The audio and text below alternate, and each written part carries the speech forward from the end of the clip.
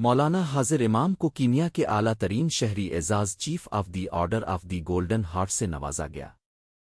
اس موقع پر مولانا حاضر امام نے اسٹیٹ ہاؤس نائروبی میں منعقدہ تقریب میں شریک معزز مہمانوں سے پروقار خطاب فرمایا، جس کا اردو ترجمہ اس مطابق ہے۔ محترم صدر راٹو، معزز وزراء، معزز شخصیات اور معزز مہمانان، سب سے پہلے میں صدر راٹو کا دل کی گہرائیوں سے شکر گزار ہوں جنہوں نے میری اسماعیلی امامت کی ذمہ داری سنبھالنے کے بعد اس سال مشرقی افریقہ کے پہلے دورے پر میری میزبانی کی اور بڑی محبت و عزت افزائی سے میرا خیر مقدم کیا۔ کینیا ہمیشہ سے میری فیملی کے دلوں میں ایک خاص مقام رکھتا ہے۔ میرے پردادا کے دور میں آغا خان کی ابتدائی ترقیاتی سرگرمیوں میں سے کچھ اسی ملک میں شروع ہوئیں اور ان میں سے کئی آج بھی جاری ہے۔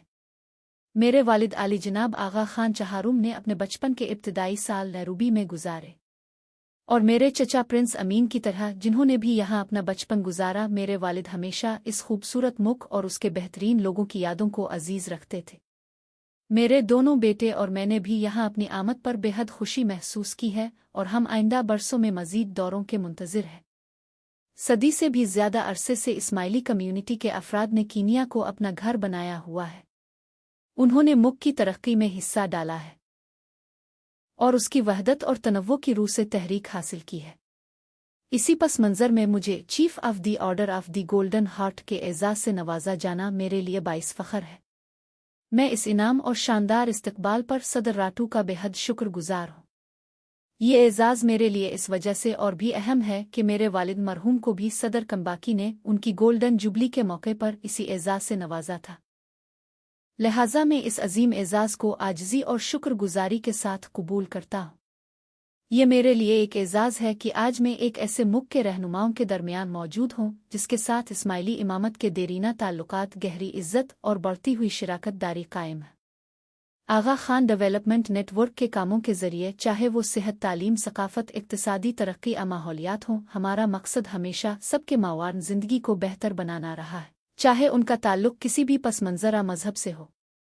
ہمیں فخر ہے کہ ہمارے ادارے اور پروگرام کینیا کے لاکھوں لوگوں کو زندگی کے ہر شعبے میں خدمات فراہم کر رہے ہیں۔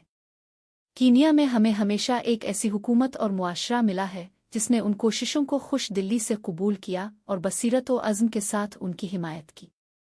آج ہم جو مفاہمتی یادداشتوں پر دستخط کر رہے ہیں وہ اسی قیمتی وراثت پر مبنی ہے۔